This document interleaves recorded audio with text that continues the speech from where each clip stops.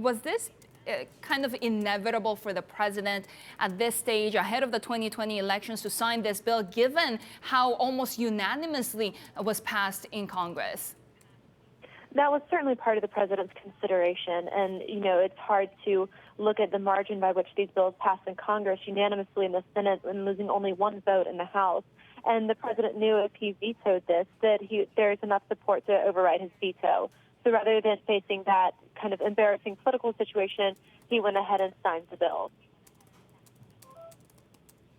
Does this have any immediate impact, given that there still needs to be a review of Hong Kong's special status, right? That's right. And, it is certainly an immediate symbolic symbol of the United States' support for Hong Kong.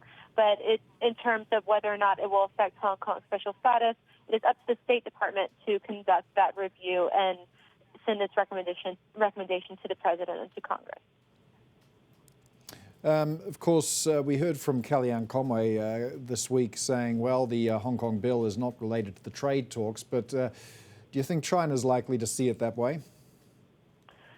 She's right in that it's not directly related, but it certainly will factor into the kind of ambiance in which the two sides are negotiating. And one thing that we've reported is that while this might not actually scuttle the deal, it could harden the negotiating positions as the two sides head into this really important final stage of the negotiation for the trade deal.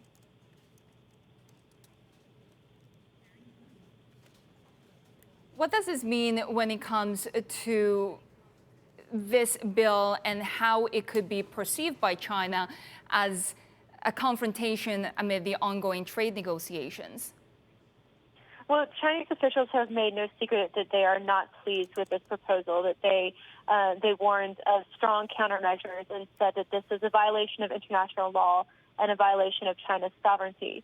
So they didn't make any specific threats, and it remains to be seen how they'll respond in a concrete kind of way, although the relationship between the two countries is not at a very good point right now. You have a lot of members of Congress from both parties using China as it's kind of an easy thing to criticize without risking much political support in the United States. So there certainly seems to be a difficult position between the two countries, and heading into next year. I mean, even we see on the Democratic debate stage, the people seeking the Democratic nomination for 2020, no one is speaking up in support of China. So China has very few friends in U.S. politics, and expect that to be the case, for the near to medium-term future.